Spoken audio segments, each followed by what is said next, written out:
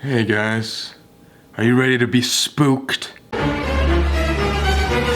What's up guys, it's Colby Brock. Welcome back to my channel. So, you might be wondering, Colby, why are you all by yourself? Listen, I was wondering the same thing. Nobody is home today! I'm all by my lonesome and I waited till the last minute again, sorry Reggie, to film this video, so it's just me and you today. That's okay, right? We can bond here. But in honor of spooky season finally being here, my favorite season of all time, I'm gonna be doing some scary videos this month, and today I have an extra scary one just for you. Now I thought of this idea because, as you may or may not know, I have a very special connection with this place. What place am I talking about? Chuck E. Cheese. Chuck E. Cheese is a place that's been a part of my life since I was 10. I remember going there every single month with my mom and just having the time of my life, getting as many tickets as I possibly can and walking out with just one little plush toy of Chucky, and it made existing worth it. And just recently I found out that a lot of the Chuck E. Cheeses, if not all, are going out of business. That means they're all shutting down forever. And when I found this out, it really hurt my feelings, guys. I don't think you understand the connection that I have with this place. I thought it'd be good to bring Chuck E. Cheese back into my life at least one more time, in the creepiest way possible. Now, before I begin with this video, couple things. First of all, I'm gonna give a trigger warning right now. A lot of these scary stories that I'm gonna be talking about deal with blood and gore and other stuff that like could trigger you. So if you have a weak stomach or anything like that, don't watch this video. It's probably not for you. But I've been scouring the internet and I have found the most scariest haunted experiences people have had with Chuck E. Cheese.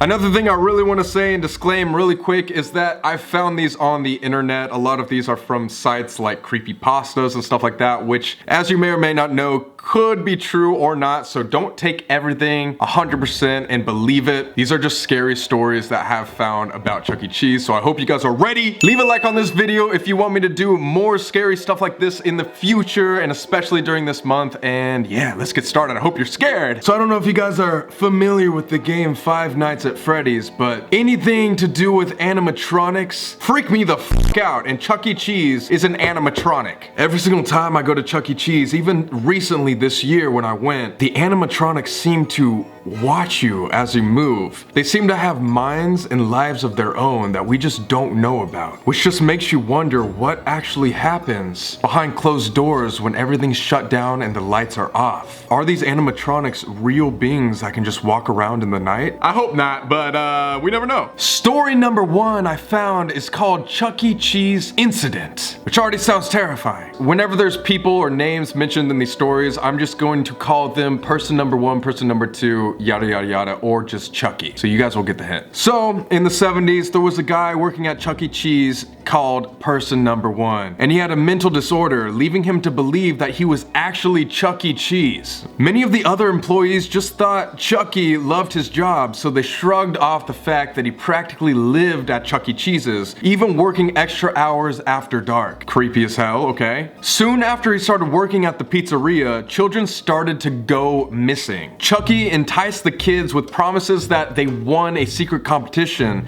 and the prize was to go into a special room with the best arcade games, the world's greatest pizza, a bigger playground, and a huge mountain of tokens. After letting a small group of kids play around, Chucky brought out pizza and sodas, which were laced with sedatives. After all the pizza and soda was consumed by the children, they quickly fell asleep, and Chucky's plan was put into play. Chucky wanted to make the best pizza ever, and he needed one special ingredient for it. Soon after, there was shortly a new pizza on the Chuck E. Cheese menu called the Chuck E. Cheese Special. The ham was changed with a different kind of meat, and there was way more cheese than usual. Now this is where it gets really freaky, guys. The pizza was instantly discontinued after finding parts of a child's finger in one of the pizzas. You're telling me somebody ordered a pizza and was just eating it and they tasted a finger of, that would be horrible. Anyways. Chucky was jailed for murder and other charges after an inspection of the pizzeria uncovered Chucky's, which was the pizza name. And when he was interviewed, Chucky burst into tears crying, "I just wanted to make the best pizza ever, and I'm not a bad mouse." The end. Guys, in my opinion, I think he was just trying to make the best pizza ever, and he's really not a bad mouse. It doesn't matter if you cut up a little child's fingers and put them into a pizza as long as you have good intentions behind it. Duh, he was just trying to be a good guy. Obviously, just kidding. That's so messed up. I hope that's not true, but oh, if it is, gee, I couldn't even imagine. By the way, if you ever see me itching randomly throughout this video, it's because a couple weeks ago I got into some poison oak and it literally spread to my eyeball. I'm surprised I can still like see out of this eye, but like, random side note, there we go. Story number 2. So I'm refereeing a game. One rule which may seem crazy in a small dark room, only illuminated by black lights, was that you cannot run. Well, 3 people ran anyways, and the refs did what they could to stop the people running. One day we had a group of 3 college kids who we put up against a group of about 15 10-year-olds. 3 college kids versus a group of 15 10-year-olds. Sounds like a pretty even match to me. Okay. The college kids were drunk and the kids wanted to be on the same team, so it seemed fair. First few rounds, everybody was having a good time. Older kids were playing nice, younger kids were dominating and having a blast. Then one of the older kids got upset about losing 3 rounds in a row. This dude's in college, by the way. He decided that he was faster than these kids so he could outrun them and not be shot. By what? I don't know. Well, most arenas have obstacles that are very hard to see through, and one obstacle happened to have a kid behind it. I was standing about 5 feet away when the frustrated older kid came around the corner. The college kid noticed the younger kid and tried to move around him, but it was too late. What resulted was a kid getting pushed to the side a couple feet and a young man trying to jump and dodge the kid, but instead slamming into a wooden wall head first. Trigger warning here. This led to blood splattering on the wall, which I had never seen before. The college kid was not moving, but after hitting the wall and his head busting open, he threw up. And guys, this story is coming from an employee himself that witnessed this. So now we have vomit and blood in a very large area, which happened to be right by the main exit. The kid, on the other hand, was okay, but he was so freaked out by the blood, he started crying and pooping. Is that a natural reaction to have if you see blood? Do you just start shitting everywhere? Now we have too many bodily fluids flowing around and an ungodly smell. After the sudden shock wore off, I immediately stopped the game, ran out of the arena and told the front desk girl to call for emergency services. As you should. I went back inside to escort people out of the arena, but found that none of the kids would walk past the disaster that now blocked the exit. Listen, if I was a 10-year-old kid that just witnessed that too, I would be trying to like run out the back or climb out a window, so I don't blame those kids at all. I now have a horrendous scent behind me, as well as several screaming kids and alarm going off. Jesus! Eventually, the kids get out. Older kid goes to the hospital with his friends. An age restriction is set on laser tag. This was for laser tag! This was for laser tag! Guys, I've never been that competitive where I bashed my face into a wall playing laser tag. Oh my god. I spent a long time cleaning up what looked like the underground slime river from Ghostbusters. Jesus. So moral of the story, kids, please don't run. I guess that makes sense why Chuck E. Cheese is now discontinued, because things like that happen, but whew.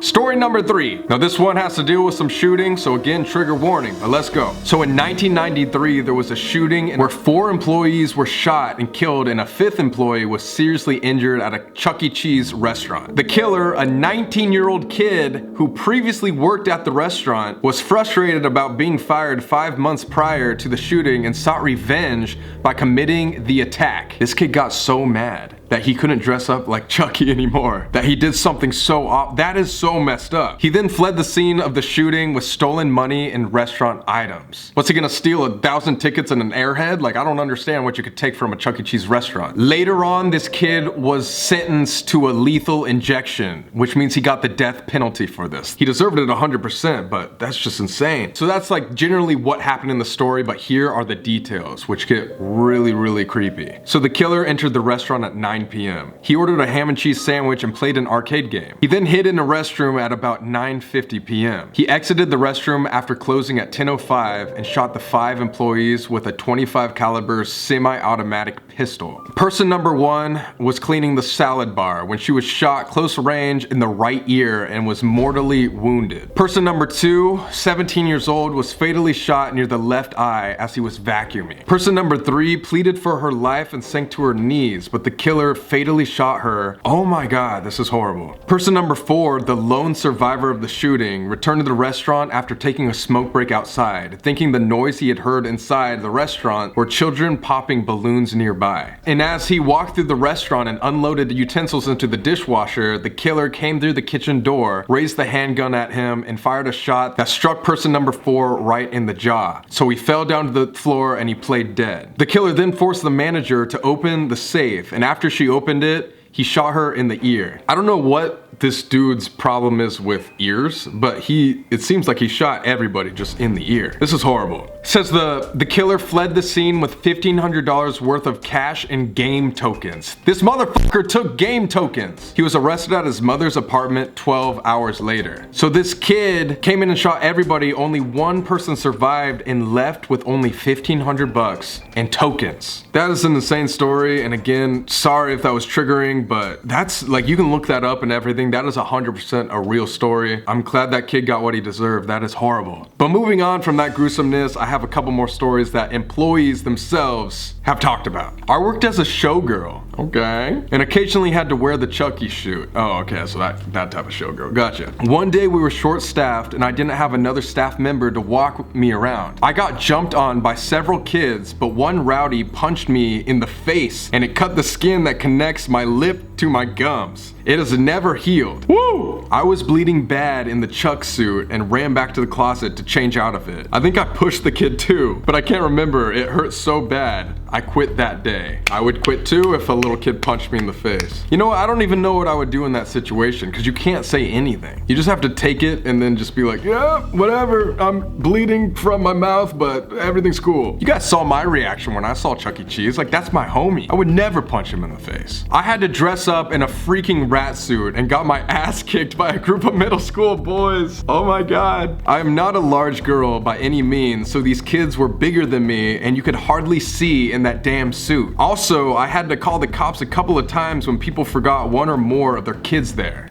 Oh my God! What? Like, do you just remember one? Do you only have one kid and just leave them, or do you just remember one and just forget the other completely? I don't understand. How do you forget your kid at somewhere? Here's a third story from an employee. Working as a night watch officer, I had an experience where these sounds were coming from the arcade area. I was sure someone was breaking in. The life-size robotic Chuck E. Cheese was moving around on the floor staring at the security camera.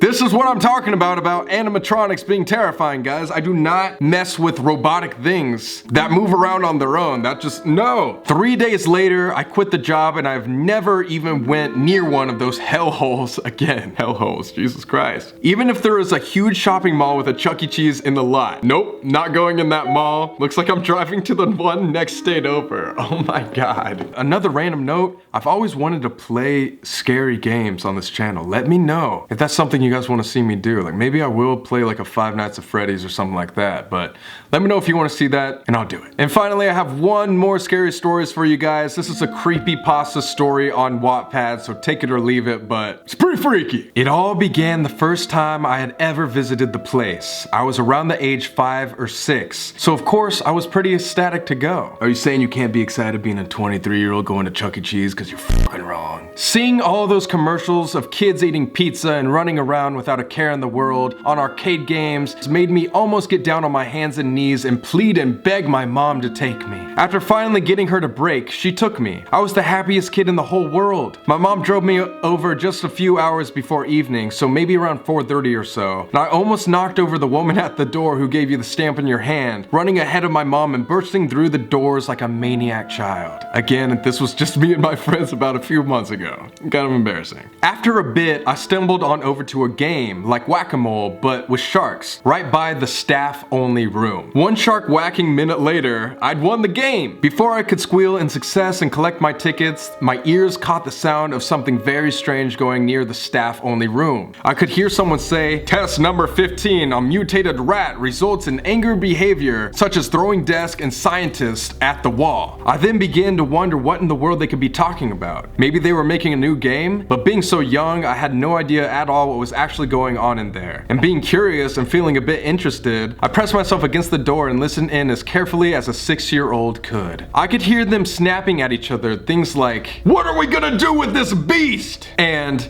"Get it away from me!" A mumbled shout poured over what was in there and replied with a louder, "We can't just kill that thing! It's a beast version of our mascot!" The talking stopped. I blinked for a second and pressed myself closer to the door. I quickly realized that this was a very bad mistake as the door opened from my weight against it. I slipped in, going from leaning on the door to falling face flat on the ground of the staff room. Immediately, footsteps trampled over to me, hands grabbing at my arms. I was out like a light in a few seconds, and I still don't know what the hell they did to do that. I woke up slowly, my eyes feeling heavy and my body feeling weak, in some sort of interrogation room. A tall man with a serious expression, wearing the cleanest white lab coat I'd ever seen, began walking towards me out of the blue. His voice was deep and it was scratchy from what I could tell when he began to speak. "You know, don't you?" I was a 6-year-old half knocked out at Chuck E. Cheese, so I didn't know what they expected from me. I babbled for a second, letting my tongue function correctly. "What?" I replied dumbly. He grabbed my arm, making the static feeling intensify somehow. He pulled me a bit, making me whine, though I quickly shut my toddler strap when a loud banging on the door echoed throughout the room. Naturally, me being so young and clueless, I screamed, thrashing around. The man let go of me, snapping at me to shut my mouth. I don't think this is a true story, guys, but if it is, what? This is insane. Forgetting about almost everything, I thrashed around some more, slipping out of my chair. I kicked my legs, going into the corner of the room. I screamed again, banging my foot against something, making a loud metal clang against my foot. I twisted around and whined down at an air vent. I kicked it again out of scared hot anger. With another loud scream and clang, the metal front popped off. Again, letting out a shriek when I heard the man stomping towards me. Out of the noise of clawing, metal, and banging, I scooted inside, spitting at him. I was scared half to death. I mean, what was I doing in here? Where was my mom? He had swiped me for a moment, but quickly pulled his hand back. Even being so young, I knew I was in trouble. I hastily turned around with a bit of struggle, slowly crawling down the vent. A loud manly scream echoed through the vent, being followed by more. They were in unison with the sound of cracking and tearing, which I now know was the flesh and bone from the stranger. What? I eventually got out of the vent and there was my mom. I ran up to her, hugging her tight. My eyes were now glazed with wet, hot tears. I just wanted to go home. I just wanted to go home. I want to go home! I whined and complained. My mother gave me a strange look, put a finger on my cheek. "You must be tired, sweetheart," she cooed, picking me up.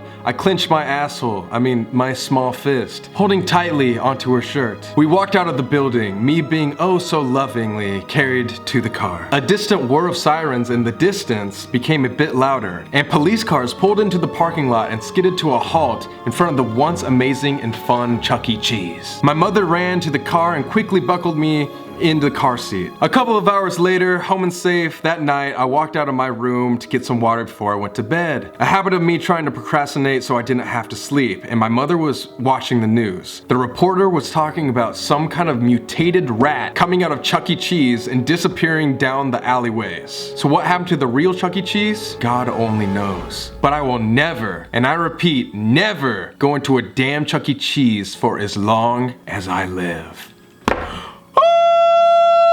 Obviously that one at the end was probably fake, but still nonetheless pretty creepy. But that concludes this video today. Those were the scariest stories I could find about Chuck E. Cheese, so I hope you enjoyed this video. Leave a like if you did, and maybe I will tell the scariest stories about another place. I just want to do more scary stuff on my channel, so let me know what you guys want to see. If this gets 50,000 likes, I will do another part talking about another place, so like the video. Comment down below your favorite part. Merch link is in the description. Text me right here. Subscribe, turn on notifications. That's a lot of plugging, I'm sorry. Get ready for this Sunday because you didn't hear it from me, but we're posting a crazy clown video on the Sam and Colby channel, so you don't want to miss that. And I will see you guys next week. Love you so much and have a good day. Peace.